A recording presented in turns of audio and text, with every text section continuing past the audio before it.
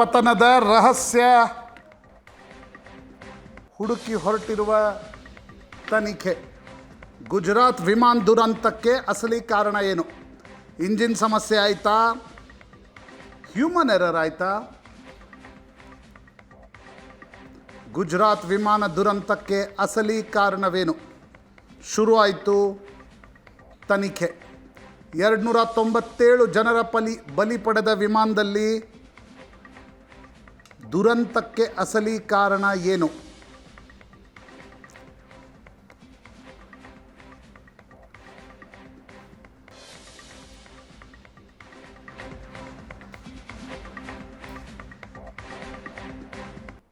DGCAದಿಂದ ತನಿಖೆ ಆರಂಭ.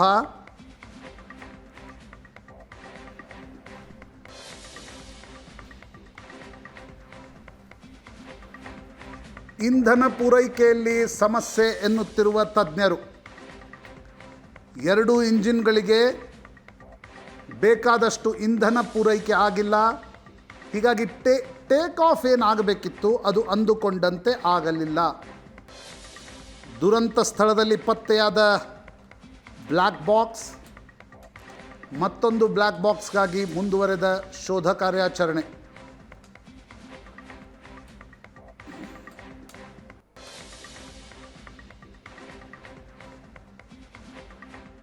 सर ने पूछा कि कैसे हुआ, तो मैंने उसके बारे में बताया और सब हाल चाल पूछा सब, और मेरे नज़रों के सब सामने हुआ था.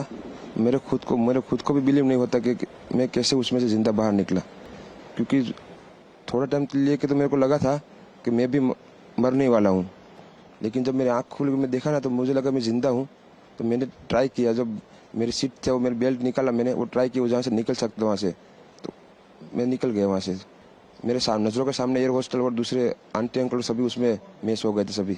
टेक ऑफ के बाद 1 मिनट के अंदर ही जब टेक ऑफ हुआ ना तो सडनली 5-10 सेकंड कैसे लगा जैसे स्टक हो गया वो. बाद में से मेरे को लगा कि कुछ हुआ. बाद में प्लेन में लाइट ऑन हो गई, ग्रीन और वाइट. बाद में वो पता नहीं वो प्लेन टेक ऑफ ज़्यादा करने के लिए वो रेस तो बोलते हैं क्या, रेस दिया होगा ऐसा कुछ, और सीधा स्पीड में ही घुस गया जहाँ वो क्या था वो हॉस्टल में. और सब सामने सब हुआ. क्योंकि आई थिंक मेरे को जब मैं जो साइड पे था ना वो साइड हॉस्टल पे नहीं लैंड हुई थी. हॉस्टल के जो ग्राउंड फ्लोर है ना जैसे नीचे वहाँ लैंड हुई थी. तो मुझे दूसरे के बारे में मेरे को पता नहीं, लेकिन मैं जहाँ लैंड हुआ था ना वो नीचे की साइड थी. तो जब वहाँ थोड़ा पेस भी था प्लेन के जब बाहर, तो जब जैसे मेरा डोर टूटा ना सब, तो मैंने देखा ना जब सामने कि थोड़ा इधर पेस है, मैं ट्राई कर सकता हूँ निकलने के लिए. तो मैंने ट्राई किया निकलने के लिए, तो फिर मैं निकल गया उधर. क्योंकि अपोजिट साइड पे थे ना वो बिल्डिंग का वो था ना दीवार, तो उधर से कोई शायद नहीं निकल सका होगा, क्योंकि उधर पूरा उधर ही क्रैश हुआ था. मैं जो जहाँ था वहाँ ही थोड़ा पेस था. फिर भी मेरे पता नहीं मैं कैसे बचा हूँ, क्योंकि मेरे नज़र के सामने ही सब 2 एयर होस्टल वो अंकल आंटी सब उधर ही सब.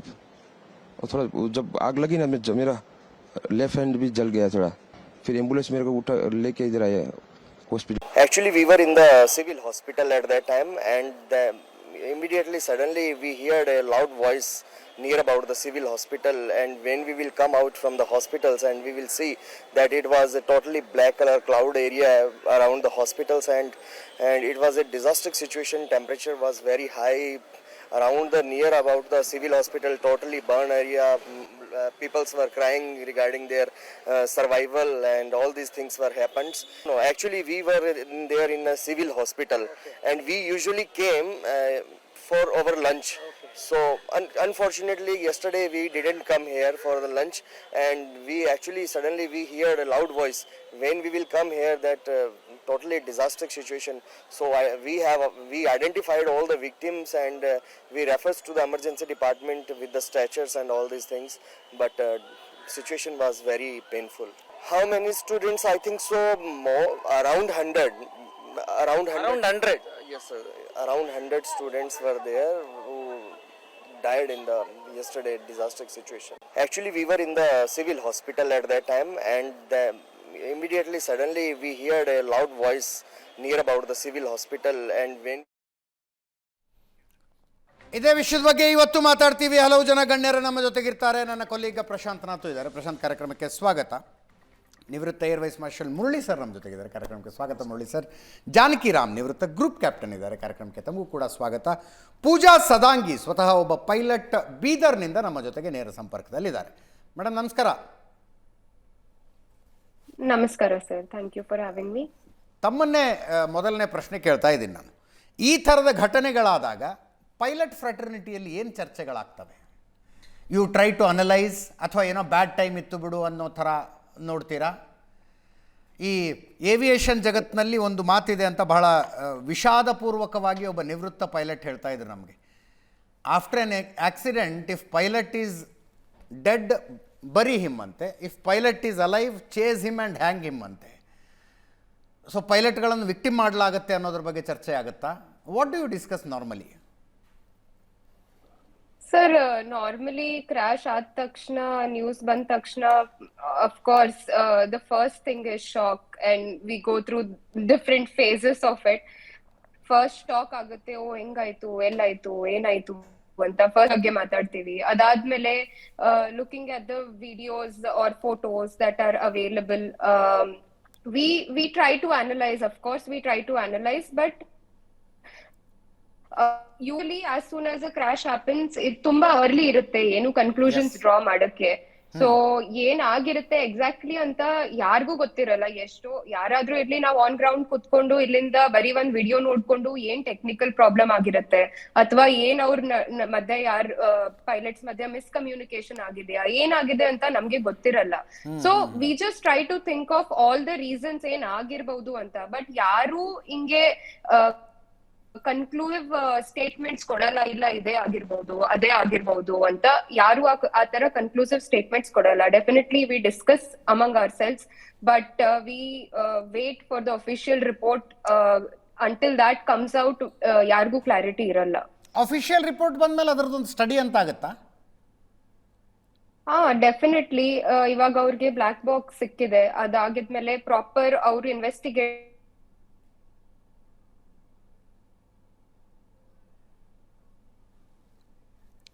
ನೆಟ್ವರ್ಕ್ ಸರಿ ಇಲ್ಲ. ಬೀದರ್ನಿಂದ ಲೈವ್ನಲ್ಲಿದ್ದಾರೆ.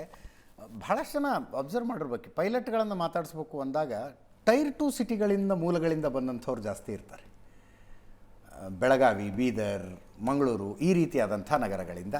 ಜಾನಕಿರಾಮ್ ಸರ್ ನಮ್ಮ ಜೊತೆಗಿದ್ದಾರೆ. ಜಾನಕಿರಾಮ್ ಸರ್, ಅಂದರೆ ಬಹಳಷ್ಟು ಏಜೆನ್ಸಿಗಳು ಏರ್ ಕ್ರ್ಯಾಶ್ ಇನ್ವೆಸ್ಟಿಗೇಷನನ್ನು ಮಾಡ್ತವೆ. ಇಂಟೆಲಿಜೆನ್ಸ್ ಇನ್ವೆಸ್ಟಿಗೇಷನ್ನು ಒಂದು ಆಗುತ್ತಂತೆ. ಸಬಾಟೇಜ್ ಆ್ಯಂಗಲ್ನಲ್ಲ ಅದು? ಅಂದರೆ ಷಡ್ಯಂತ್ರ ಮಾಡಿ ಬೇಕು ಅಂತ ಯಾರು ಮಾಡಿದ್ರ ಅನ್ನೋ ಆ್ಯಂಗಲ್ನಲ್ಲ? ಒಂದು ಡೈರೆಕ್ಟ್ ಎವಿಡೆನ್ಸ್ ಮೂಲಕ ಈ ಏರ್ಕ್ರಾಫ್ಟ್ ಇನ್ವೆಸ್ಟಿಗೇಷನ್ ಏನು ಅಫಿಷಿಯಲ್ ಆಗಿ ಓಪನ್ ಆಗಿ ಈಗ ಅನೌನ್ಸ್ ಆಗಿದೆ, ಅದು ನಡೆಯುತ್ತೆ. ಎಸ್, ಅದು ಆಸ್ ಪರ್ ಡಾಕ್ಯುಮೆಂಟ್ಸ್. ಅಂದರೆ ಈ ಡಾಕ್ಯುಮೆಂಟಲ್ಲಿ ಸೈನ್ ಆಗಿದೆಯಾ, ಒಂದು ಪೈಲಟ್ ಸೈನ್ ಮಾಡಿದಾನ, ಒಂದು ಮೆಡಿಕಲ್ ಟೆಸ್ಟ್ ಆಗಿದೆಯಾ, ಡಾಕ್ಯುಮೆಂಟ್ ವೆರಿಫಿಕೇಶನ್, ಅದರ ಪ್ರಕಾರ ರಿಪೋರ್ಟ್. ಓಕೆ. ಅದರ ಪ್ಯಾರಲಲ್ಲಿ ಇಂಟೆಲಿಜೆನ್ಸ್ ಹೇಗೆ ಮಾಡುತ್ತೆ ಅಂದರೆ, ಅವನು ಕೊಟ್ಟ, ಇವನು ಬರೀ ಸೈನ್ ಹಾಕಿ ಫಿಲಪ್ ಮಾಡಿದವನ್ನ ಈ ರೀತಿಯ ವಿಚಾರಣೆಗಳನ್ನು ಇಂಟೆಲಿಜೆನ್ಸ್ ಪ್ಯಾರಲಲ್ಲಿ ಮಾಡುತ್ತೆ.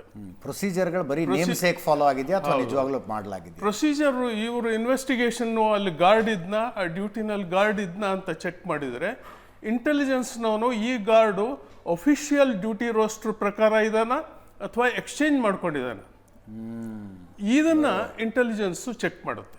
ಇದು ಪ್ಯಾರಲಲ್ಲಿ ನಡೀತಿರುತ್ತೆ. ದೇಶದಲ್ಲಿ ಒಂದು ಇಂಟೆಲಿಜೆನ್ಸ್ ಆರ್ಗನೈಸೇಷನ್ ಇದೆ, ಜಾಯಿಂಟ್ ಇಂಟೆಲಿಜೆನ್ಸ್ ಕಮಿಟಿ ಅಂತ.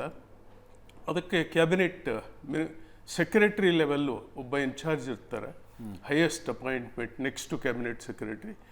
ಅವರ ಕೈ ಕೆಳಗೆ ಎಲ್ಲ ಡಿಪಾರ್ಟ್ಮೆಂಟ್ನ ಇಂಟೆಲಿಜೆನ್ಸ್ ಏಜೆನ್ಸಿಗಳು ಕೆಲಸ ಮಾಡುತ್ತೆ, ಮೀಟ್ ಮಾಡುತ್ತೆ. ಅಂದರೆ ಈ ಘಟನೆ ಬಗ್ಗೆ ಯಾವುದಾದ್ರೂ ಆರ್ಮಿ ಇಂಟೆಲಿಜೆನ್ಸ್ ಯೂನಿಟ್ಟು ಕದ್ದು ಕೇಳಿರೋದು ಯೂನಿಟ್ಗಳೇನಿದೆ ಅವೇನಾದರೂ ಕೇಳಿಸ್ಕೊಂಡಿದ್ದಾವ ಇದ್ರ ಬಗ್ಗೆ, ಅಥವಾ ಯಾವುದಾದ್ರೂ ಫಾರಿನ್ ರಾ ಏಜೆನ್ಸಿ ಯಾವುದಾದ್ರು ಎಂಬಸಿಗಳು ಅಲರ್ಟ್ ಕೊಟ್ಟಿದ್ದಾವ ಇದ್ರ ಬಗ್ಗೆ, ಈ ರೀತಿ ಎಲ್ಲ ಏಜೆನ್ಸಿಗಳ ಡಿಸ್ಕಷನ್ನು ಒಟ್ಟಿಗೆ ಸೇರಿದಾಗ ಆಗುತ್ತೆ. ಎಷ್ಟು ಕೋಆರ್ಡಿನೇಷನ್ ಆಗ್ಬೇಕು ಸರ್? ಇದು ಕೋಆರ್ಡಿನೇಷನ್ ಆಗುತ್ತೆ. ಇದು ಇಂಟೆಲಿಜೆನ್ಸ್ದೇ ಸೆಪರೇಟ್ ಕೋಆರ್ಡಿನೇಷನ್ನು, ಇದು ಪ್ರೂಫ್ ಅಲ್ಲ. ಕರೆಕ್ಟ್. ಇದು ಪ್ರತಿ ಪ್ರಾಬಬಿಲಿಟಿನ ತೆಗಿತಾ ಹೋಗೋದು. ಇದು ಹೇಗೆ ಸ್ಟಾರ್ಟ್ ಆಗುತ್ತೆ ಅಂದರೆ, ಈ ಘಟನೆ ಬಗ್ಗೆ ನಾನು ಮಾತಾಡ್ತಾ ಇಲ್ಲ, ಯಾಕೆಂದರೆ ಇವರ ಬಗ್ಗೆ ಮಡಿದವರ ಬಗ್ಗೆ ತುಂಬ ಸಹಾನುಭೂತಿ ಇದೆ.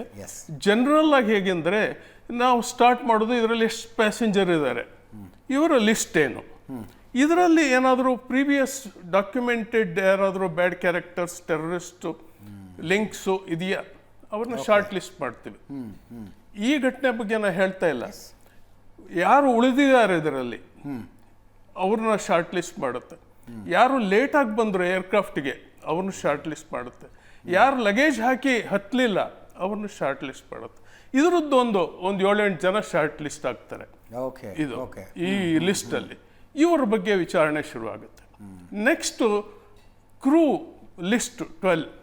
ಈ 12ಅಲ್ಲಿ ಎಲ್ಲರದ್ದು ಬಗ್ಗೆ ಫ್ಯಾಮಿಲಿ ಬಗ್ಗೆ ವೆರಿಫಿಕೇಶನ್ ಆಗುತ್ತೆ.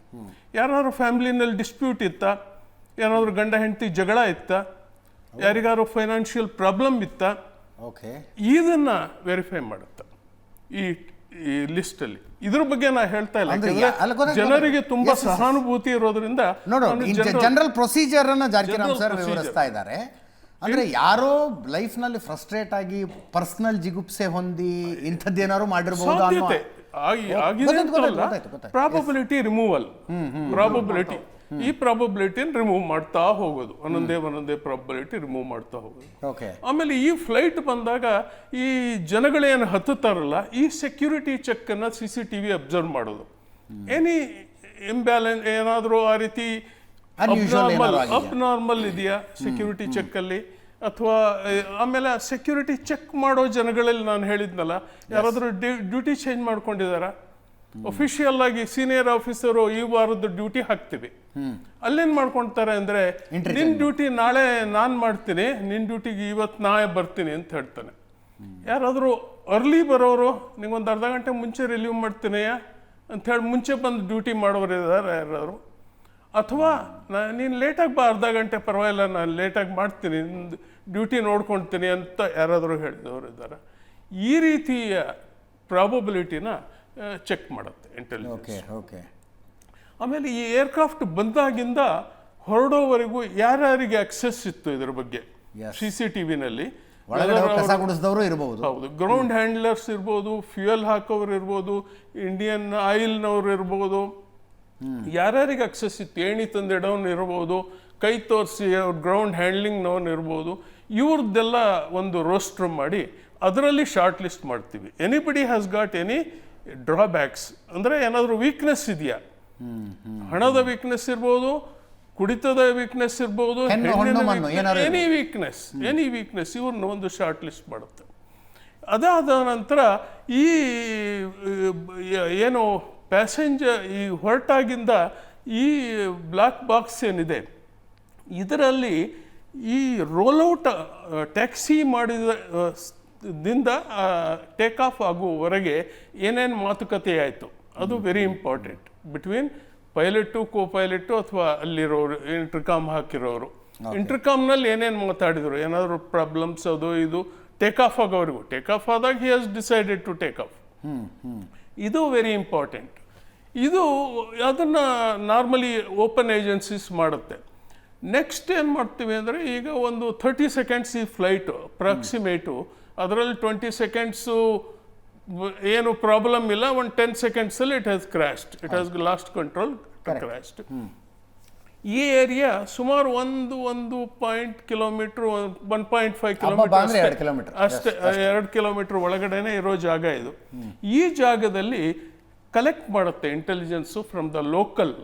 ಇದ್ರ ಬಗ್ಗೆ ಏನು ಮಾತಾಡ್ತಾರೆ, ಯಾರಾದರೂ ಗನ್ ಶಾಟ್ಸು ಕೇಳಿಸ್ತಾ ಯಾರಿಗಾರು, ಅಥವಾ ಯಾರಾದರೂ ಇದನ್ನು ಸತ್ತ ಪ್ರಾಣಿನ ತಂದು ಹಾಕಿದ್ರಾ, ಯಾರಾದರೂ ಬೇಕಂತಾನೆ ಹಾಕೋರು ಇರ್ತಾರೆ, ವಲ್ಚರ್ಗಳು ಬರಲಿ ಅಂತ, ಹದ್ದುಗಳು ಬರಲಿ ಅಂತ. ಆಮೇಲೆ ಈಗ ಅಂತೂ ಮಾಡ್ರನ್ ಯುಗ, ಈಗ ಪಕ್ಷಿಗಳೇ ಬೇಕು ಅಂತಿಲ್ಲ, 2 ಡ್ರೋನ್ ಬಿಡ್ಬೋದು ನಾವು, ಕೆಳಗಿಂದ 2 ಡ್ರೋನ್ ಬಿಟ್ಟರೆ ಅದು ಆಲ್ಮೋಸ್ಟ್ ಇವ್ರಿಗೆ ಮುರಳಿಯವರಿಗೆ ಆಲ್ಮೋಸ್ಟ್ 500 ಮೀಟರ್ಸ್ ಒಳಗಡೆ ಸಕ್ ಮಾಡುತ್ತೆ ಅದು ಇಂಜಿನ್, ಅಷ್ಟು ಪವರ್ಫುಲ್ಲು. ಒಬ್ಬ ವ್ಯಕ್ತಿ ಇಂಜಿನ್ ಮುಂದೆ ಬೈ ಮಿಸ್ಟೇಕ್ ಏನಾದರೂ ನಿಂತಿದ್ದ ರನ್ವೇನಲ್ಲಿ ಅಂದರೆ ಎಳ್ಕೊಂಬಿಡತ್ತದು, ಅಂಥ ಪವರ್ಫುಲ್ ಸಕಿಂಗ್ ಫೋರ್ಸ್ ಅದು. ಈ ಸಣ್ಣ ಸಣ್ಣ ಡ್ರೋನ್ಗಳು ಯಾವ ಲೆಕ್ಕಕ್ಕಿಲ್ಲ, 2 ಡ್ರೋನ್ಗಳನ್ನು ಬಿಟ್ಟರೂ ಆಗುತ್ತೆ, ಅದು ಬರ್ಡ್ ಆದ ಹಾಗೆ ಆಗುತ್ತೆ. ಈ ರೀತಿಯ ವ್ಯವಸ್ಥೆ ಯಾರಾದರೂ ಡ್ರೋನ್ ಬಿಟ್ಟವರಿದ್ದಾರಾ, ಡ್ರೋನ್ ಖರೀದಿ ಮಾಡಿದವರಿದ್ದಾರಾ, ಗನ್ ಖರೀದಿ ಮಾಡಿದವರಿದ್ದಾರಾ, ಆ ಜಾಗದಲ್ಲಿ ಇರೋವಂಥ ಈ ಘಟನೆ ಬಗ್ಗೆ ಹೇಳ್ತಾ ಇಲ್ಲ. ಯಾಕೆಂದರೆ ಇದು ಕ್ರ್ಯಾಶ್ ಆಗಿರೋದು ಒಳ್ಳೆ ಎಜುಕೇಟೆಡ್ ಏರಿಯಾ. ಇಲ್ಲಿ ಆರ್ಮಿ ಉಂಟು, ಇಲ್ಲಿ ಪೊಲೀಸ್ ಹೆಡ್ ಕ್ವಾರ್ಟರ್ಸ್ ಉಂಟು, ಈ ಏರಿಯಾದಲ್ಲಿ ಮೆಡಿಕಲ್ ಕಾಲೇಜು ಇದೆ, ಎಲ್ಲವೂ ಇದೆ. ಹಾಗಾಗಿ ಇದು ಜಾನಕಿರಾಮ್ ಸರ್, ಒಟ್ಟಾರೆ ಷಡ್ಯಂತ್ರದ ಆ್ಯಂಗಲ್ ಬಂದರೆ ಏನು ತನಿಖೆ ಆಗುತ್ತೆ ಅಂತ ಹೇಳ್ತಾ ಇದ್ದಾರೆ. ಎಸ್, ಈ ರೀತಿಯ ಇನ್ಫಾರ್ಮೇಷನನ್ನು ಐ ಬಿ ಕಲೆಕ್ಟ್ ಮಾಡುತ್ತೆ. ಐ ಬಿ ಕಲೆಕ್ಟ್ ಮಾಡಿ ಈ ರೀತಿಯ ಎಲ್ಲ ಇನ್ಫಾರ್ಮೇಷನ್ಗಳನ್ನು ಕಲೆಕ್ಟ್ ಮಾಡಿ ಒಂದು ಪ್ರಾಬಬಿಲಿಟಿ ಆ್ಯಂಗಲ್ನ ಒಬ್ಬೊಬ್ಬರನ್ನೇ ರಿಮೂವ್ ಮಾಡ್ತಾ ಹೋಗುತ್ತೆ. ಈಗ ಒಂದು 5 ಜನ ನಮಗೆ ಡೌಟ್ಫುಲ್ ಶಾರ್ಟ್ ಲಿಸ್ಟೆಡ್ ಅಂದರೆ 5 ಜನದ ಬ್ಯಾಂಕ್ ಅಕೌಂಟ್ಸು, ಅವರ ಮೊಬೈಲು, ಅವರ ವಾಟ್ಸ್ಯಾಪು, ವಾಟೆವರ್ ಏನೇನಿದೆ ಅದನ್ನೆಲ್ಲ ತನಿಖೆ ಮಾಡ್ತಾರೆ. ಆಗಲಿಲ್ಲ, ನಮಗೆ 3 ಜನದ ಅನುಮಾನ ಇದೆ, ಇದರಲ್ಲಿ ಯಾರು ಗೊತ್ತಾಗ್ತಾ ಇಲ್ಲ ಅಂದರೆ they can arrest and interrogate 3rd degree, ಅದನ್ನು ಮಾಡ್ಬೋದು. ಈ ರೀತಿ ಅನೇಕ ಸಲ 3rd ಡಿಗ್ರಿ ಮಾಡಿದಾಗ ಸಿಕ್ಕಾಕೊಂಡವರಿದ್ದಾರೆ, ಒಪ್ಕೊಂಡವರಿದ್ದಾರೆ. ಈ ರೀತಿಯಾದ ಪ್ಯಾರಲಲ್ ಇನ್ವೆಸ್ಟಿಗೇಷನ್ ಏನು, ಇದಕ್ಕೆ ಪ್ರೂಫ್ ಬೇಡ, ಇದಕ್ಕೆ ಪ್ರಾಬಬಲ್, ಇದು ಪ್ಯಾರಲಲ್ ಆಗಿ ನಡೀತಿರುತ್ತೆ. ಇದು ಇಂಟೆಲಿಜೆನ್ಸ್ ಏಜೆನ್ಸಿಯಿಂದ ಅದು ಹೋಮ್ ಮಿನಿಸ್ಟ್ರಿಗೆ ಹೋಗುತ್ತೆ. ಹೋಮ್ ಮಿನಿಸ್ಟ್ರು ಇಂಟರ್ವ್ಯೂನ್ ಮಾಡಬೇಕು ಅಂದರೆ ಇದನ್ನು ಚೆಕ್ ಮಾಡಿ ಅಂತ ಅವರು ಹೇಳ್ಬೋದು ಈ ಡಿಪಾರ್ಟ್ಮೆಂಟ್ಗೆ. ಓವರ್ ಆಲ್ ಇನ್ಚಾರ್ಜ್ ಇರ್ತಾರೆ. ಆಮೇಲೆ ಈ joint intelligence committee directly reports to prime minister. ಹಾಗಾಗಿ ಇದನ್ನು ಅತ್ಯಂತ ಪವರ್ಫುಲ್ ಕಮಿಟಿ. ಮತ್ತು ಇದರಲ್ಲಿ ಇಡೀ ಪ್ರಪಂಚದ ಇನ್ಪುಟ್ ಏನೇ ಇರುತ್ತೆ, ಎಂಬಸಿಗಳು, ರಾಯಭಾರ ಕಚೇರಿಗಳು, ಎಲ್ಲವೂ ಇನ್ಪುಟ್ಗಳು ಬರ್ತಾ ಇರುತ್ತೆ, ಇದರಲ್ಲಿ ಡಿಸ್ಕಷನ್ ಆಗ್ತಾ ಇರುತ್ತೆ. ಇವರು ಮೀಟಿಂಗ್ ನಾರ್ಮಲಿ ಶೆಡ್ಯೂಲ್ಡ್ ಇರುತ್ತೆ, ಕೆಲವು ಸಲ ಕರೀತಾರೆ ಇಂಪಾರ್ಟೆಂಟ್. ಇದು ಪ್ಯಾರಲಲ್ಲಿ ನಡೀತಾ ಇರುತ್ತೆ. ಈ ಆ್ಯಂಗಲ್ಲು ಆಲ್ರೆಡಿ ಇದು ಕೇಟರ್ಡ್ ಆಗಿರುತ್ತೆ. ಇದರಲ್ಲಿ ಏನಾದರೂ ಅಹಮದಾಬಾದ್ ಕ್ರಾಶಲ್ಲಿ ಇದು ಸ್ಟಾರ್ಟ್ ಆಗಿರುತ್ತೆ. ಎಲ್ಲ ಮೇಜರ್ ಇವೆಂಟ್ಸ್ನಲ್ಲಿ ನಾರ್ಮಲಿ ಇದನ್ನು ಮಾಡ್ತಾರೆ, ಮಾಡಲೇಬೇಕು. ಯಾಕೆಂದರೆ ಅವ್ರ ಡ್ಯೂಟಿ ಅದು ಆ ಇಂಟೆಲಿಜೆನ್ಸ್ ಡಿಪಾರ್ಟ್ಮೆಂಟಿನ ಡ್ಯೂಟಿ. ಇದು ಓಪನ್ ಡ್ಯೂಟಿ. ನಾನು ಹೇಳ್ದಂಗೆ ಇವರು ರೆಕಾರ್ಡು, ಏನೇನು ಪ್ರೂಫು, ಇದು CBI ಇದ್ದಂಗೆ, ಅದು IB ಕೆಲಸ ಇದ್ದಾಗೆ. ಈ ರೀತಿಯ 2 ಭಾಗಗಳಾಗಿ ಎಲ್ಲ ರೀತಿಯ ವಿಚಾರಗಳು ಅನೇಕ ಸಲ ಬ್ಲ್ಯಾಕ್ ಆ್ಯಂಡ್ ವೈಟ್ನಲ್ಲಿ ಆನ್ ರೆಕಾರ್ಡ್ ಏನು ಸಿಗುತ್ತೆ ಅದರ ಮೇಲೆ ತನಿಖೆ ಒಂದು ನಡೆದ್ರೆ ಅದರ ಹೊರತುಪಡಿಸಿ ಇನ್ನೊಂದು ನಡೆಯುತ್ತೆ. ಅನೇಕ ಸಲ ಫ್ಯಾಮಿಲಿ ಡಿಸ್ಪ್ಯೂಟು, ಯಾವುದೋ ಡೈವೋರ್ಸ್ ಕೇಸು, ಡಿಜೆಕ್ಟೆಡ್ಡು, ಆ ರೀತಿ ಇರೋ ಪೈಲಟ್ಟು ಮಾಡೋ ಸಾಧ್ಯತೆಯನ್ನು ನಿರ್ಮೂಲ ಮಾಡೋದಕ್ಕೆ, ತೆಗೆಯೋದಕ್ಕೆ ಇವೆಲ್ಲ ಇನ್ವೆಸ್ಟಿಗೇಷನ್ ನಡೆಯುತ್ತೆ. ಈ ರೀತಿ ಏನಾದರೂ ಆಗಿದೆಯಾ, ಆ ರೀತಿ ಇದು ಅವರ ಲಾಸ್ಟ್ 7 days ಮೆಡಿಕಲ್ ಏನಿತ್ತು ರಿಪೋರ್ಟು, ಏನಾದರೂ ಅಕಸ್ಮಾತ್ ಡೌನ್ ಇದ್ದರೂ ಇದು ಮಾಡಿ ಡ್ಯೂಟಿಗೆ ಬಂದ್ರ, ಈ ರೀತಿ ಅನೇಕ ವಿಚಾರಗಳು ಇದರಲ್ಲಿ ಬರುತ್ತವೆ. ಎಸ್, ಮುರಳಿ ಸರ್, ಒಂದು ಮಿಲಿಟ್ರಿ ಏರ್ಕ್ರಾಫ್ಟ್ ಕ್ರ್ಯಾಶ್ ಆದಾಗ ನಡೆಯುವ ಏರ್ ಕ್ರ್ಯಾಶ್ ಇನ್ವೆಸ್ಟಿಗೇಷನ್ಗೂ ಸಿವಿಲ್ ಏರ್ಲೈನ್ಸ್ ಕ್ರ್ಯಾಶ್ ಆದಾಗ ನಡೆಯುವ ಏರ್ ಕ್ರ್ಯಾಶ್ ಇನ್ವೆಸ್ಟಿಗೇಷನ್ಗೂ ಏನು ಡಿಫ್ರೆನ್ಸ್? ಫಸ್ಟು ನಾನು ಮುಂಚೆ ಮಿಲಿಟ್ರಿ ಏರ್ಕ್ರಾಫ್ಟ್ ಅಂದರೆ ಒಂದು ದೇಶ ದುಡ್ಡು ಕೊಟ್ಟು ಖರೀದಿ ಮಾಡುವಂಥ ವಿಮಾನಗಳು ಅನ್ನೋದಷ್ಟೇ ಇತ್ತು. ಮೊನ್ನೆ ಒಂದು ಅಮೇರಿಕನ್ F-35 ಲ್ಯಾಂಡ್ ಆಗಿದ್ದ ದೃಶ್ಯಗಳನ್ನು ನೋಡ್ತಾ ಇದ್ದೆ. How countries secure their assets ಅಂತ. ಸುತ್ತು ಕಡೆ ಅಷ್ಟೂ ಬಿಲ್ಡಿಂಗ್ಗಳಲ್ಲಿ ಸ್ನೈಪರ್ಗಳು ಕೂತ್ಕೊಂಡಿದ್ದಾರೆ. ಒಂದು F-35 ಲ್ಯಾಂಡ್ ಆಗಿ ಸುರಕ್ಷಿತವಾಗಿ ಬಂಕರ್ಗೆ ಹೋಗೋ ತನಕ, ಅಂದರೆ ಅಕ್ಕಪಕ್ಕದಿಂದ ಯಾರೂ ಅದಕ್ಕೆ ಅಪಾಯ ಬರಬಾರ್ದು ಅಂತ. ಇಲ್ಲ ನೋಡಿ, that kind of an asset it was. F-35 ಅದು ಇದು ಡಿಫ್ರೆಂಟ್ ಸ್ಟೋರಿ. F-35 ಟುಡೇ ಅದು it is A Lockheed Martin aircraft which is protected by America. ಅದನ್ನು F-35 5 ಕ್ರ್ಯಾಶ್ ಆಗಿದೆ ಇವತ್ತು. ಇನ್ನು 3-4 ಮೇಜರ್ ಆಪರೇಟರ್ಸ್ ಹತ್ರ. ಅದನ್ನು ಅದು ಬೇಡ, ಅದು ಬೇಡ. ನೀವು ಕೇಳಿದ ಪ್ರಶ್ನೆ ಮಿಲಿಟರಿ ಏರ್ಕ್ರಾಫ್ಟ್ ಕ್ರ್ಯಾಶ್ ಆದಾಗ ಮತ್ತು ಸಿವಿಲ್, ಅದಕ್ಕಿಂತ ಜಾನಕಿಗೆ ನೀವು ಒಂದು ಪ್ರಶ್ನೆ ಕೇಳಿದಲ್ಲ, ಅದಕ್ಕೆ ಉತ್ತರ. ಏರ್ಕ್ರಾಫ್ಟ್ ಆಕ್ಸಿಡೆಂಟ್ ಇನ್ವೆಸ್ಟಿಗೇಷನ್ ಬೋರ್ಡ್ನ ಯಾವಾಗ ನಾವು ಕಾನ್ಸ್ಟಿಟ್ಯೂಟ್ ಮಾಡ್ತೀವಿ, I am telling you with my experience, ಅವ್ರಿಗೆ 3 ಮ್ಯಾಂಡೇಟ್ ಕೊಡ್ತಾರೆ. Okay, first is there any human error air crew? ನೀವು ಇದೇ ಪ್ರಶ್ನೆ ಅವ್ರಿಗೂ ಕೇಳಿದ್ರಿ. ಹೌದು. Is there any human error technical? The third point is sabotage.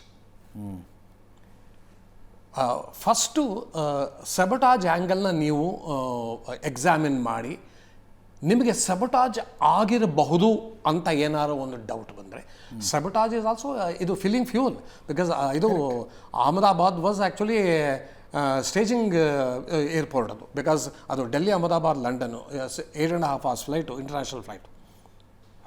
ಆಮೇಲೆ secondly a problem with the ಇದು ಸರ್ವಿಸಿಂಗ್ ಆಫ್ ದ ಏರ್ಕ್ರಾಫ್ಟ್. ಇವೆರಡೂ ಅವರು ಎಕ್ಸಾಮಿನ್ ಮಾಡ್ತಾರೆ. ಏರ್ಕ್ರಾಫ್ಟ್ ಆಕ್ಸಿಡೆಂಟ್ ಇನ್ವೆಸ್ಟಿಗೇಷನ್ ಬೋರ್ಡ್ನವರು ಫಸ್ಟ್ ಅದನ್ನೇ ಎಕ್ಸಾಮಿನ್ ಮಾಡ್ತಾರೆ. ಒಂದು ಸಮಯ ಅವ್ರಿಗೆ ಡೌಟ್ ಬಂದು ಅಂದರೆ the matter is handed over to the intelligence bureau. ಅವರು they come in, they examine everything, ಯಾರು ಆಲ್ ದ ಆಂಟಿಸಿಡೆಂಟ್ಸ್ ಆಫ್ ಯಾರು ಸೈನ್ ಮಾಡಿದ್ದಾರೆ, ಆಮೇಲೆ including the pilot who's sign the aircraft, who's taken over the aircraft.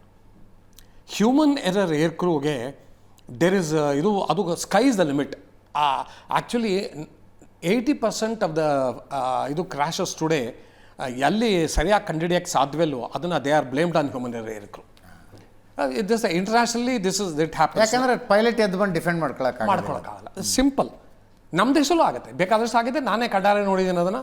And human error technical, human error technical aircraft ಸ್ವಲ್ಪ old ಆಗಿದ್ರೆ human ಅದನ್ನು ಕಣ್ಣು ಮುಚ್ಕೊಂಡು human error technical ಅಂದ್ಬಿಡ್ತಾರೆ ಅದನ್ನು.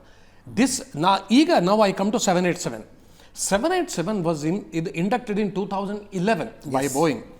ಇವತ್ತು 1200 ಏರ್ಕ್ರಾಫ್ಟ್ ಫ್ಲೈ ಆಗ್ತಾ ಇದೆ ಆ world over, 92 operators and more than 4.5 million flying hours ಇವತ್ತು. ಈ ಅದರ safety record is top class ಇವತ್ತು. ಆ aircraft it is considered A signature aircraft of Boeing.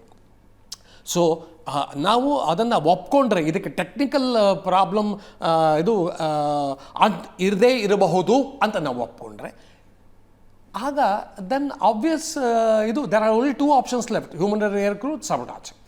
Sabotage angle is being investigated by somebody else. Intelligence, yes. Then you come to the human error air crew. ಆಮೇಲೆ human error air ಕ್ರೂನ ಎಷ್ಟು ಸುಲಭನೋ ಇದನ್ನು blame ಮಾಡೋದು ಅಷ್ಟೇ ಕಷ್ಟನೋ. Because ನೀವು human error air crew ನೀವು ಸಲ್ಲಿ ಮೂವಿ ನೋಡಿದ್ರೆ, ಒಂದು ಕ್ಲಿಂಟ್ ಈಸ್ಟ್ವುಡ್ ಮೂವಿ ನೋಡಿದ್ರೆ, they blamed him for landing an aircraft in the Hudson river. ಅದು ಏನು, ಅವನು hit right decision and saved everybody. Nearly close to about 140 ಪ್ಯಾಸೆಂಜರ್ಸ್ನ Hudson ರಿವರಲ್ಲಿ save ಮಾಡ್ತಾನೆ ಅವನು. So it is easy to blame and also very difficult because ಅವನು is life is gone. ಅವನು ನಿಜವಾಗ್ಲೂ ಹೊರಟೋಗಿದ್ದಾರೆ. In this case Sabharwal will not come back to defend himself. ಹೌದು.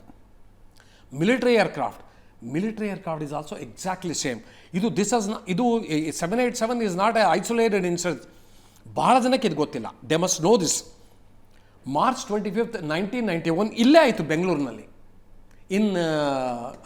ಇದರೊಳಗೆ ಯಲಹಂಕಾಲಿ. ಆಗ ಏರ್ಫೋರ್ಸ್ ಟೆಕ್ನಿಕಲ್ ಕಾಲೇಜಲ್ಲಿ ಯಾರ್ಯಾರು ಸ್ಟೂಡೆಂಟ್ಸ್ ಸೇರ್ಕೊಂಡಿದ್ರು ಏರ್ಫೋರ್ಸ್ ಇಂಜಿನಿಯರ್ಸ್ ಆಗೋಕ್ಕೆ, ಅವ್ರಿಗೆ ನಾವು ಏರ್ ಎಕ್ಸ್ಪೀರಿಯನ್ಸ್ ಅಂತ ಕಳಿಸ್ತಾ ಇದ್ವಿ. ಅಲ್ಲಿಗೆ 70 ಅಂತ ಟ್ರೈನಿಂಗ್ ಆಫೀಸರ್ಸು ಯಲಹಂಕಾಗೆ ಹೋಗ್ತಾರೆ. ಅದರಲ್ಲಿ 25 ಟ್ರೈನಿಂಗ್ ಆಫೀಸರ್ಸ್ನ ಸೆಲೆಕ್ಟ್ ಮಾಡಿ ಫಸ್ಟ್ ಬ್ಯಾಚಲ್ಲಿ ಅವ್ರನ್ನ ಆವ್ರೋಗಿ ಹಾಕ್ತಾರೆ. ಅವರು ಇದನ್ನು plus 4 crew. 25th of March the aircraft gets airborne. It crashes there itself in the airfield because of bird hit. ಅಲ್ಲೇ engine failure, both engine failed, single engine failed, ಅದು uncontrollable. ಅಲ್ಲೇ all dead. ಇದೇ ಯಲಹಂಕಾಲಿ ಬೆಂಗಳೂರಿನಲ್ಲಿ.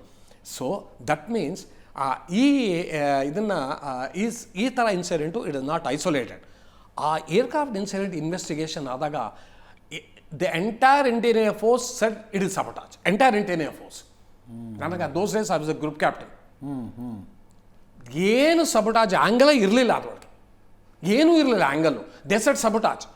ಆಮೇಲೆ ಯಾವಾಗ ಸಬಟಾಜನ್ನ ಇದನ್ನು when you could not justify sabotage, ಏನು ಜಸ್ಟಿಫೈ ಮಾಡೋಕ್ಕಾಗುತ್ತೆ ಸಬಟಾಜು, ಏನು ಅಲ್ಲಿ ಎಂಥ ಎವಿಡೆನ್ಸೂ ಇಲ್ಲ, then the set is a technical error.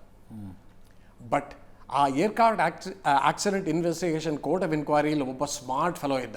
ಅವನು ಡಗ್ ಔಟ್ ಇದು debris of the bird. So people realise this is ಇದು ಬರ್ಡ್ ಹಿಟ್ ಕಾಸ್ಡ್ ಇಂಜಸ್ಟ್. ಸರಿಯಾಗಿ ಹುಡುಕಿ ನೋಡಿದಾಗ ವಿಮಾನದ ಅವಶೇಷಗಳ ಮಧ್ಯದಲ್ಲಿ ಸತ್ತು ಬಿದ್ದಿರುವ ಹಕ್ಕಿಯು ಇತ್ತು. ಇವತ್ತು ಭಾಳ ಜನಕ್ಕೆ ಗೊತ್ತಿಲ್ಲ. ಅವ್ರು ಹೋಗಿ ಏರ್ಫೋರ್ಸ್ ಟೆಕ್ನಿಕಲ್ ಕಾಲೇಜಲ್ಲಿ ನೋಡಬೇಕು. ಆ 20 ಜನ ಸತ್ತಿದಾರಲ್ಲ, ಪ್ಲಸ್ ದ 4 ಕ್ರೂ ಮೆಂಬರ್ಸ್, ಅವ್ರಿಗೆ ಭಾಳ ದೊಡ್ಡ ಮೆಮೋರಿಯಲ್ ಮಾಡಿದ್ದಾರೆ. Museum in air force technical college is one of the best today in the country. ಭಾಳ ಜನಕ್ಕೆ ಗೊತ್ತೂ ಇಲ್ಲ ಇದು. ಇದು ಜಲಹಳ್ಳಿ ವೆಸ್ಟಲ್ಲೇ ಇದೆ ಅದು. So now we come back to 787. 787ಅಲ್ಲಿ ಆ್ಯಕ್ಚುಲಿ ಇವೆಲ್ಲ ಸ್ಪೆಕ್ಯುಲೇಷನ್ನು ನಾವು ನಿಮ್ಮ ತೋರಿಸಿರೋ ವಿಡಿಯೋನ ನೋಡೇ ಸ್ಪೆಕ್ಯುಲೇಷನ್ ಇವೆಲ್ಲ. First thing everybody notices is undercarriage is down. ಇವನು ಅಂಡರ್ ಕ್ಯಾರೇಜ್ ರಿಟ್ರಾಕ್ಟೇ ಮಾಡಿಲ್ಲ. ಇವನು ಅಂಡರ್ ಕ್ಯಾರೇಜ್ ಯಾವಾಗ ರಿಟ್ರಾಕ್ಟ್ ಮಾಡಿಲ್ಲ? 174 knots he has achieved the speed at a height of 625 feet, ಅಂದರೆ about 825 above mean sea level. ಮಾಡೇ ಇಲ್ಲ ಅವನು. ಯಾಕೆ ಬೇಕಂತ ಮಾಡಲಿಲ್ವೋ ಅಥವಾ ಅವ್ನು ಮರ್ತೇ ಬಿಟ್ನೋ ಗೊತ್ತಿಲ್ಲ, ಬಿಡೋನು. ಸೆಕೆಂಡ್ಲಿ, ಬಹಳ ಜನ, ನಾನು ಬಹಳ ಕೇರ್ಫುಲ್ಲಾಗಿ ನೋಡಿದೆ, ದ ವಿಂಗ್ಸ್ ಆರ್ ಕ್ಲೀನ್. ನಂಗೆ ಶಾಕ್ ಆಗುತ್ತೆ ನೋಡಿ, ಇದೇನು ಸರಿಯಾಗಿ ನೋಡ್ತಾ ಇದ್ದಾನ.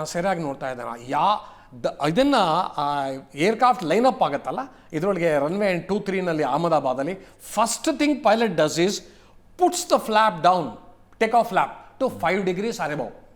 ಆ ಫ್ಲ್ಯಾಪ್ ಕೆಳಗೆ 5 ಡಿಗ್ರಿ ಬರದೇ ಇದ್ರೆ ಏರ್ಕ್ರಾಫ್ಟ್ ಹೇಳೋದಿಲ್ಲ ಮೇಲೆ. But wings are clean. ಅದು ಅಟ್ಲೀಸ್ಟ್ ನೀವು ಏನೇನು ತೋರಿಸ್ತಾ ಇದ್ದೀರ ಮೀಡಿಯಾನಲ್ಲಿ ಆ ವಿಡಿಯೋಯಿಂದ flaps appear to be clean. ಇದ್ಯಾಕೆ ಸಾಧ್ಯ ಅನ್ನೋ ಒಂದು ಪ್ರಶ್ನೆ ಬರ್ತಾ ಇದೆ. ಒಬ್ಬ pilot who's got 8,200 hours of flying experience can't do this. Will you do this? Very difficult to believe. ಅದೇನಾಗಿದೆ, ಬಟ್ ಕೆಲವು ಆಗಿರೋ ಇದನ್ನು ದೃಶ್ಯಾವಳಿಗಳು ಇಟ್ ಸೀಮ್ಸ್ ಟು ಇಂಡಿಕೇಟ್ ಅದು ಏನಾಗಿದೆ, ಅದು he has rolled over, he has cross the middle marker. ಆಗೇನು ಮಾಡಿದಾನೆ, ಹಿ ಹ್ಯಾಸ್ ಲಿಫ್ಟೆಡ್ ಅಪ್ ಯಾಕೆ ಮಾಡಿದಾನೆ, ಅವ್ರು has pulled the stick back completely. ಏನಾಯಿತು, ನೋಸ್ ಲಿಫ್ಟ್ ಆಗಿ ಸ್ವಲ್ಪ a fraction of a second ಏನಾಯಿತು, ದ ಏರ್ಕ್ರಾಫ್ಟ್ ಹಂಗಿನೇರ್. ಅದು ನಮಗೆ ಗೊತ್ತಾಗಲ್ಲ. ಕೆಳಗೆ ಒಬ್ಬ ಇವನು ನೋಡ್ತಾ ಇರೋನು ಒಬ್ಬ ಐ ವಿಟ್ನೆಸ್ ಅಕೌಂಟ್ ಕೊಟ್ಟಿಯಾನೆ. ಇದು ಆಮೇಲೆ ಇವನು ಇದು survivor. The aircraft hung in air for a fraction of a second. Aircraft will hang in air only when there is no lift is 0, aircraft hangs in air. ಆಮೇಲೆ ಏನಾಗಿದೆ, ಆ aircraft hanging in air ಈ ಥರ ಇದು approximately about 8 to 10 degrees ಆಟಿಟ್ಯೂಡಲ್ಲಿ it has gone down. Yes. And aga, that is the time our pilot has realized that it is out of his hands. He says mayday. Mayday is that means. ಪೂಜಾ ಸದಾಂಗಿ ಅವರು ನಮ್ಮ ಜೊತೆಗೆ ನೇರ ಸಂಪರ್ಕದಲ್ಲಿದ್ದಾರೆ. ಸ್ಟುಡಿಯೋದಲ್ಲಿ ಜಾನಕಿರಾಮ್ ಮತ್ತು Murali sir ಭಾಳ interesting ಆಗಿ ಹೇಳ್ತಾ ಇದ್ರು ಒಂದು ಇನ್ವೆಸ್ಟಿಗೇಷನ್ ಹೇಗಾಗುತ್ತೆ ಅಂತ. ಇದರ ವಿಡಿಯೋದಲ್ಲಿ ಸ್ಪಷ್ಟವಾಗಿ ಕಾಣಿಸ್ತಾ ಇದೆ, ಲ್ಯಾಂಡಿಂಗ್ ಗೇರ್ ಒಳಗೆ ಹೋಗಿಲ್ಲ, ಫ್ಲಿಪ್ ಓಪನ್ ಆಗಿಲ್ಲ ಅಂತ. ಮುರಳಿ ಸರ್, ಆ್ಯಕ್ಚುಲಿ ಕೆಳಗೆ ನಿಂತ್ಕೊಂಡು ನೋಡಿದ್ರೂ ಟೇಕ್ ಆಫ್ ಫ್ಲಾಪ್ಸ್ ಓಪನ್ ಆಗಿದೆಯೋ ಅಲ್ಲೋ ಗೊತ್ತಾಗಲ್ಲ. ಕೆಳಗೆ ನಿಂತ್ಕೊಂಡು ನೋಡಿದ್ರೂ ಗೊತ್ತಾಗಲ್ಲ ಇದರಲ್ಲಿ ಗ್ರೌಂಡಲ್ಲಿ. ಇದನ್ನು ಟೇಕ್ ಆಫ್ ಫ್ಲಾಪ್ಸು ಅವನು 5 degree ಅಥವಾ 5 degreeಗಿಂತ ಕೆಳಗೆ ಅವನು ಇದನ್ನು ಲೋವರ್ ಮಾಡಿಲ್ಲ ಅನ್ನೋದು ಇಸ್ ಅ ಸ್ಪೆಕ್ಯುಲೇಷನ್. ಇದನ್ನು ನೀವು ಬರೇ ಸ್ಪಷ್ಟವಾದ ದೃಶ್ಯ ಇಲ್ಲ. ನೀವು ಏನೇನು ತೋರಿಸ್ತಾ ಇದ್ದಾರೆ ವಿಡಿಯೋನಲ್ಲಿ, ಅದು ಅಂಡರ್ ಕ್ಯಾರೇಜ್ ಅಂತೂ ಎಲ್ಲರಿಗೂ ಕಾಣಿಸ್ತಾನೆ ಇದೆ. ಬಟ್ ನನಗೆ ಸಿಕ್ಕಾಪಡೆ ದುಃಖ ಆಗಿದ್ದು ಯಾತಕ್ಕೆ ಗೊತ್ತಾ ಅಜಿತ್, ಅವನು he wanted to go round ಪಾಪ. It is known as going around and touch. Actually ನಾವು touch down and take off ಅಂತಂತೀವಿ ಅದಕ್ಕೆ. ಅವನು he wanted to go round and come back and land ಅಲ್ಲೇ. So go round come back and ಲ್ಯಾಂಡಿಗೆ ಏನು ಮಾಡ್ಬೇಕು ನೀವು? First thing that you should do is you should lift up. ಹೌದು. And get ಇದು ಸರಿಯಾದ ಹೈಟ್ ತಗೋಬೇಕು. Then you retract the undercarriage, then give full throttle and go. ಅದನ್ನು ಮಾಡಿದಾನೆ ಈ ಪೈಲಟ್ ಅಂತ ಈಗ ನಮಗೆ ವೇರಿಯಸ್ ಇನ್ಫಾರ್ಮೇಷನ್ ಇಂದ ಬಂದಿದೆ. ಪಾಪ ಒಂದು ಅಟ್ ಮೀನ್ಸ್ ಮೇಡೇ ಆದಮೇಲೆ ಅವನು ಈಸ್ ಟೇಕನ್ ಆ್ಯಕ್ಷನ್. ಅಲ್ಲ, ನಿಮ್ಮ ಸಸ್ಪೆಂಡ್ ಆನ್ ವಾಟ್ ಬೇಸಿಸ್ ಅದು? he wanted to go around ಅಂತಕ್ಕಂಥ. ಬಿಕಾಸ್ ಅದು ದಟ್ಸ್ ಎಮರ್ಜೆನ್ಸಿ ಆ್ಯಕ್ಷನ್. ಅದು ಈ ಪೈಲಟ್ಸ್ ಪ್ರತಿ ಪೈಲಟು ದೇ ಆರ್ ಇದು ಎಮರ್ಜೆನ್ಸಿ ಆ್ಯಕ್ಷನ್ಸ್ನ ಅವರು ಅರ್ಧ ಕುಡಿದು ಬಿಟ್ಟಿರ್ತಾರೆ. ಇನ್ಫ್ಯಾಕ್ಟ್ ನಾಟ್ ಓನ್ಲಿ ದಟ್, ಅವ್ರಿಗೆ ಇದನ್ನು ಸಿವಿಲ್ ಏವಿಯೇಷನಲ್ಲಿ ಪ್ರತಿ 6 ತಿಂಗಳು ದೇ ಹ್ಯಾವ್ ಟು ಅಂಡರ್ಗೋ ಇದನ್ನು simulated training for emergency actions only. In air force they have to undergo simulator action every 15 days. Every 15 days they have to go to simulator. ಎಂಥ pilot ಬೇಕಾದ್ರೆ crack pilot ಇರ್ಬೋದು ಅವನು. But ಇವರಲ್ಲಿ 6 ತಿಂಗಳು ಕಳಿಸ್ತಾರೆ emergency ಆ್ಯಕ್ಷನ್ಗೆ. So ಅವನು he is fully, I think they are all familiar with breaking ಬರ್ತಾ ಇದೆ ಒಂದೇ ಒಂದು. ಮುಂದಿನ ಆದೇಶದ ತನಕ ಪ್ರತಿಯೊಂದು ಡ್ರೀಮ್ ಲೈನರ್ ಪ್ರತಿ ಫ್ಲೈಟ್ಗಿಂತ ಮುಂಚೆ DGCA ಚೆಕ್ ಮಾಡುತ್ತೆ. ಗುಜರಾತ್ ದುರಂತದ ಬೆನ್ನಲ್ಲೇ DGCA ಆದೇಶ, ಡೈರೆಕ್ಟರ್ ಜನರಲ್ ಆಫ್ ಸಿವಿಲ್ ಏವಿಯೇಷನ್ನ ಆದೇಶ ಇದು. ಜೂನ್ 15ರಿಂದ ಪ್ರತಿ ಹಾರಾಟಕ್ಕೂ ಮುಂಚೆ ಪ್ರತಿಯೊಂದು ಡ್ರೀಮ್ ಲೈನರ್ 787-8 ಮತ್ತು 9 ಎರಡೂ ಮಾದರಿಯ ವಿಮಾನಗಳನ್ನು DGCA ಪರಿಶೀಲನೆ ಮಾಡುತ್ತೆ.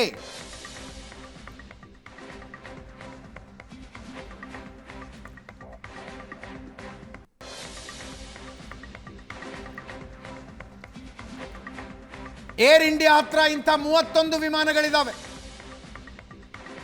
ಇದು ಎಲ್ಲ ಏರ್ಲೈನ್ಗಳಿಗೂ ಅನ್ವಯವಾಗುವ ಆದೇಶ ಅಂತ ಅಂದ್ಕೊಳ್ತೀನಿ. ಯಾವ್ಯಾವ ಏರ್ಲೈನ್ ಹತ್ರ ಇಲ್ಲ, ಕೇವಲ ಏರ್ ಇಂಡಿಯಾಗೆ ಮಾತ್ರ. ಏರ್ ಇಂಡಿಯಾದ 30 ಡ್ರೀಮ್ ಲೈನರ್ಗಳು ಪ್ರತಿ ಹಾರಾಟಕ್ಕಿಂತ ಮುಂಚೆ DGCA ಚೆಕ್ಕಿಂಗಿಗೆ ಒಳಪಡ್ತಾವಂತೆ.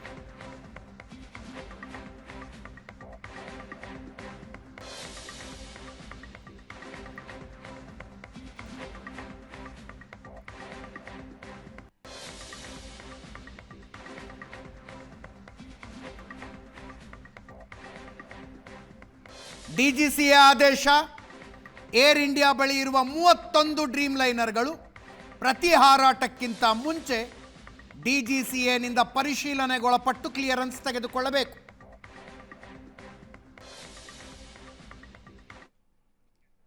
S, air marshal Murali sir,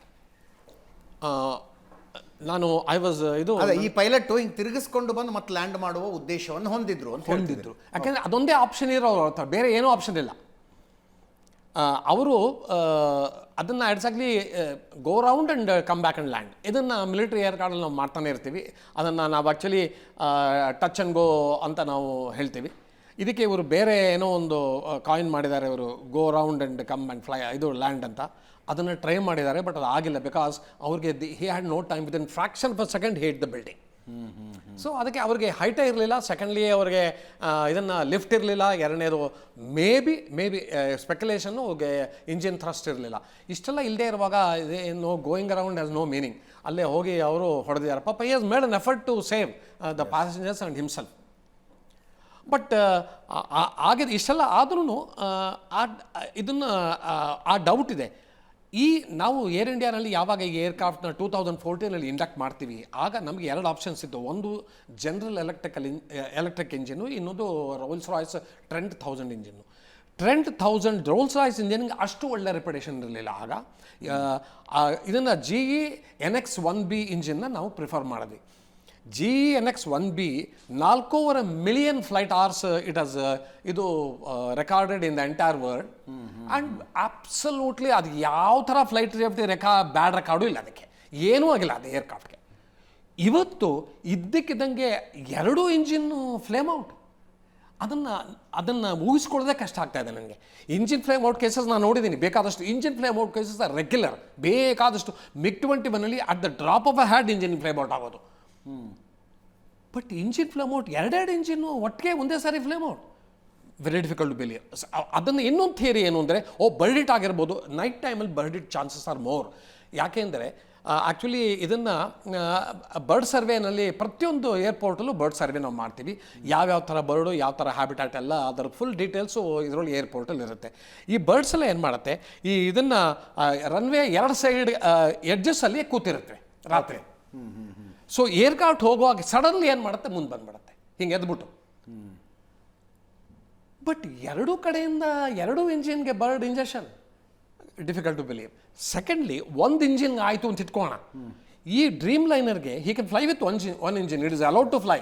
ಅವನು if he wanted he could have gone up to London, but a safe pilot will come back and land in Ahmedabad. ಅವನು ಹಿ ಕುಡ್ ಹ್ಯಾವ್ ಇದು with 1 engine he could have flown. So ಈ bird hit ಥಿಯರಿಗೆ ಈಗೇನು ಎಲ್ಲರೂ ಮಾತಾಡ್ತಾ ಇದ್ದಾರೆ, ಅದು ಸ್ವಲ್ಪ ಕಷ್ಟ, difficult to believe. But definitely engine related problem ಇನ್ಯಾವ ಥರ ಇರೋಕ್ಕೆ ಸಾಧ್ಯ? Fuel supply engine cut off ಆಗೋಯ್ತಾ?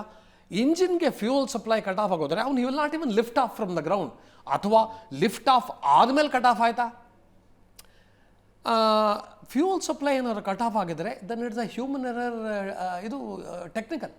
That means ಯಾರೋ somebody was sign the aircraft on is not even bother to check ಇರಬಹುದು.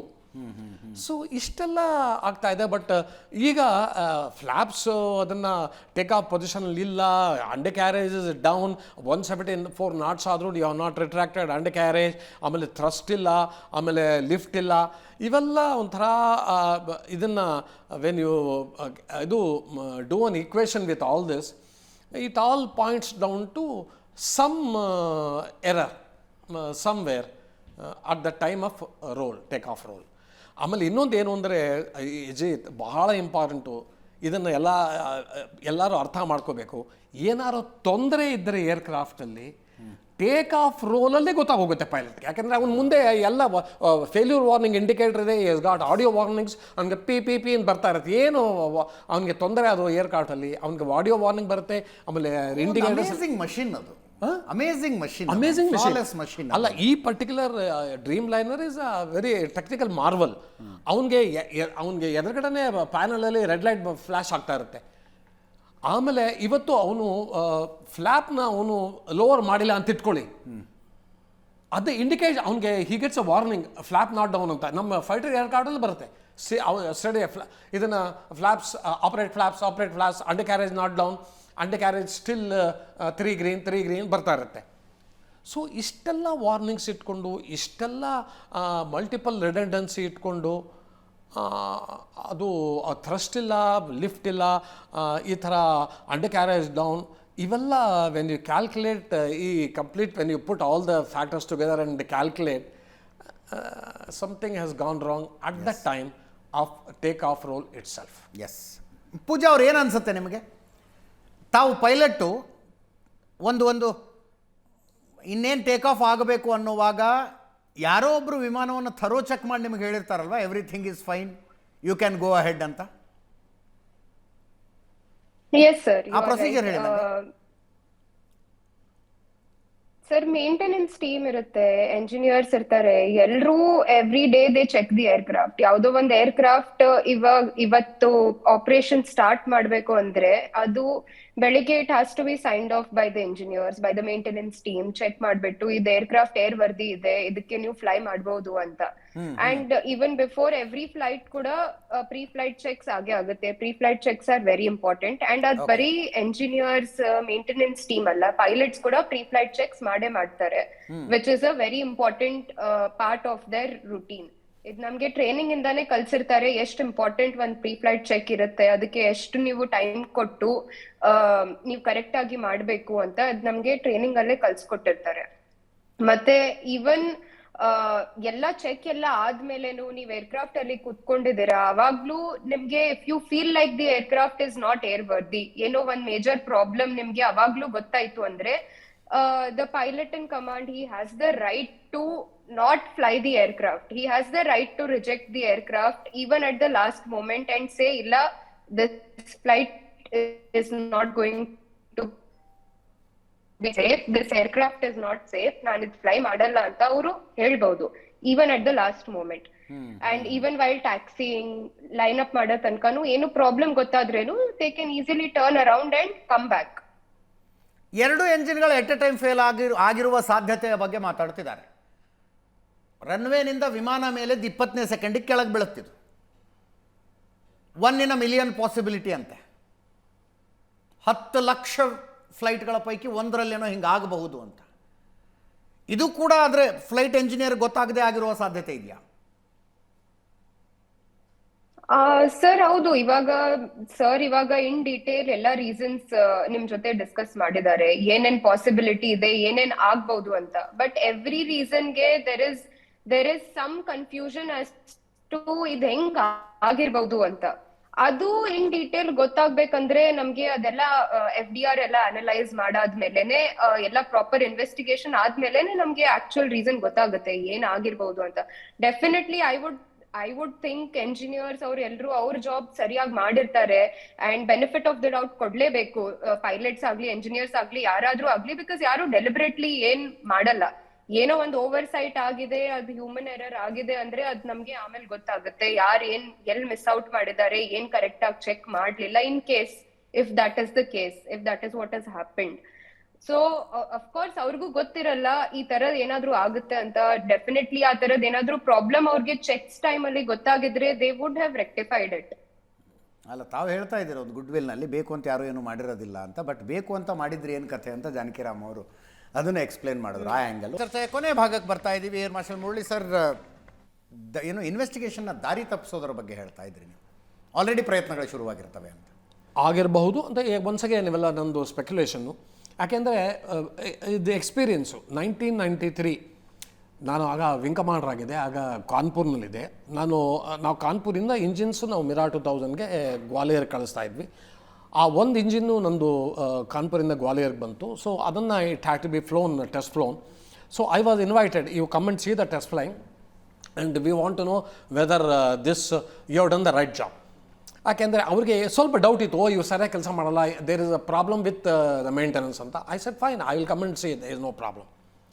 So I was standing on the ground and ಇದು the pilot ಅವನು Venkatesh Subrahmanyam, wing commander Venkatesh, Venki ಅಂತ ನಾವು ಕರಿತಾ ಇದ್ವಿ, crack fighter pilot commanding one squadron. ನನ್ನ ಎದುರಿಗೆ ಈ ಗಾಟ್ ಏರ್ಬೋನ್. ಇನ್ನೂ ಅವನು he has cross the middle marker, attained 150 ಇದು ನಾಟ್ಸ್. ನಮ್ಮ ಕಣ್ಣೆದುರಿಗೇನೆ the aircraft became like this. And ನಮಗೆ ವಿ ವರ್ ಶಾಕ್ಡ್. ನಮಗೆ ಒಂದು ಥಿಂಗ್ ವಿ ನೋಟಿಸ್ಡ್, ಅವನು when he was taking, when he was getting airborne, ಅವನು ಅಂಡರ್ ಕ್ಯಾರೇಜ್ನ ರಿಟ್ರಾಕ್ಟ್ ಮಾಡಿರಲಿಲ್ಲ, ಅಂಡರ್ ಕ್ಯಾರೇಜ್ ಕೆಳಗೆ ಇತ್ತು. ನಾವು ಇದೇನದು ಇಂಡರ್ ಕ್ಯಾರೇಜಕ್ಕೆ ರಿಟ್ರಾಕ್ಟ್ ಮಾಡಿಲ್ವಲ್ಲ, what is wrong with him ಅಂತ ಅನ್ಕೋತಾ ಇದ್ವಿ. ಅಷ್ಟರಲ್ಲಿ ಏರ್ಕ್ರಾಫ್ಟ್ ಟರ್ನ್. ಆಮೇಲೆ the aircraft took another somersault. ಹಿಂಗೆ ಟರ್ನ್ ಮಾಡಿ ಏನಾಯಿತು, ಇಟ್ ವೆಂಟ್ ಔಟ್ ಇದು from the view out of the Gwalior airfield and we saw the pilot coming down on the ground. Ejected. He ejected, the aircraft crashed. Now there are some 10-15 eyewitnesses to this accident. That flow sustained injuries. A court of inquiry order ಮಾಡಿದ್ರು. Court of ಇನ್ಕ್ವೈರಿನವರು ಯಾತಕ್ಕೆ ಈ ಥರ ಆಯಿತು ಅಂತ examine ಮಾಡೋದು ಬದಲು ಸಬಟಾಜ್ ಅಂದರು. First ಇದು ಇನ್ನೂ ಶುರುನೇ ಆಗಿಲ್ಲ ಸಬಟಾಜ್ ಅಂದರು. ಸೊ ನಾವೆಲ್ಲ ಸ್ಟೇಟ್ಮೆಂಟ್ ಕೊಟ್ವಿ, ಸಾಬಟಾಜ್ ಆಗಿರೋಕ್ಕೆ ಸಾಧ್ಯವಿಲ್ಲ. Because there is no way, no sabotage has happen in Kanpur ಅಂದರು. I said you are welcome to come and check in Kanpur. ಬನ್ನಿ ಕಾನ್ಪುರ್ ಬನ್ನಿ. I took them to Kanpur. It was a team of 10 people. I said ಎಲ್ಲರನ್ನೂ check ಮಾಡಿ, including me. I will give you my full ಇದನ್ನು data, no problem. I will give you my profile. ನಮ್ದೆಲ್ಲ check ಮಾಡಿದ್ರು. ಪ್ರತಿಯೊಬ್ಬ ಮನುಷ್ಯಗೂ ಏನಾದ್ರು ಒಂದು ತೊಂದರೆ ಇದ್ದೇ ಇರುತ್ತೆ. It is not possible to find a perfect man. But ಆ ತೊಂದರೆಗೂ ಈ ಕ್ರಾಶ್ಗೂ ಏನೂ ಸಂಬಂಧ ಇರಲಿಲ್ಲ. Then they went back saying that ಇಲ್ಲ, ಕಾನ್ಪುರ್ನಲ್ಲಿ ದೇರ್ ಇಸ್ ಸಮ್ ಪ್ರಾಬ್ಲಮ್, ಇದು you have not selected the right people to do the maintenance, the team is bad, but we have not found anything substantially wrong with their character. ಅದರಲ್ಲಿ ಒಬ್ಬ smart fellow ಇದ್ದ, ಇದು aircraft ಇದರೊಳಗೆ court of ಇನ್ಕ್ವೈರಿಯಲ್ಲಿ young wing commander, ಅವನು engineer who came from somewhere else. ಅವನು crash site fully debris ಬಂತು ಇದಕ್ಕೆ ಗ್ವಾಲಿಯರ್ಗೆ, ಅದನ್ನು ತೊಗೊಂಬಂದರು. He found a bird there. ಅಲ್ಲೊಂದು ಹಕ್ಕಿ ಇತ್ತು. Bird hit on take off, ಇದು ಏರ್ಕ್ರಾಫ್ಟ್ ಗಾನ್. ಆಮೇಲೆ ಇಷ್ಟೆಲ್ಲ ಆದಮೇಲೆ ಆ ವೆಂಕಟೇಶ್ ಅವನು he recovered and says, sir I saw many birds crossing my aircraft. ನಾನು ಹೇಳಿದೆ, ಮೊದಲೇ ಹೇಳಿದ್ದಿದ್ರೆ all this could have been avoided. We need not have gone to Kanpur. So ಈ ಥರ it is very easy to actually misguide and completely take the ಇದು. ಇದರಲ್ಲಿ ನಾನು just as I was explaining to Prashant, ಈಗ ಇಟ್ ಈಸ್ ಎಲ್ಲಾರ್ಗು it is the easiest solution. ಆ ಪೈಲಟ್ನ blame ಮಾಡಿ ಕೈ ತೊಳ್ಕೊಂಬಿಡೋದು, it is the easiest solution. Yes thank you Pooja Sadangi ಅವರೇ, ಧನ್ಯವಾದ ಇಷ್ಟೊತ್ತು ಚರ್ಚೆಯಲ್ಲಿ ಭಾಗಿಯಾಗಿದ್ದಕ್ಕೆ. Janakiram sir thank you so much. Murali sir ಧನ್ಯವಾದ. Thank you Prashant. ಇದರೊಂದಿಗೆ ಇವತ್ತಿನ ಲೆಫ್ಟ್ ರೈಟ್ ಆ್ಯಂಡ್ ಸೆಂಟರ್ ಮುಗಿಸ್ತಾ ಇದ್ದೀನಿ. ನೇರ ದಿಟ್ಟ ನಿರಂತರ ಸುದ್ದಿಗಾಗಿ ನೋಡ್ತಾ ಇರಿ ಏಷ್ಯಾನೆಟ್ ಸುವರ್ಣ ನ್ಯೂಸ್.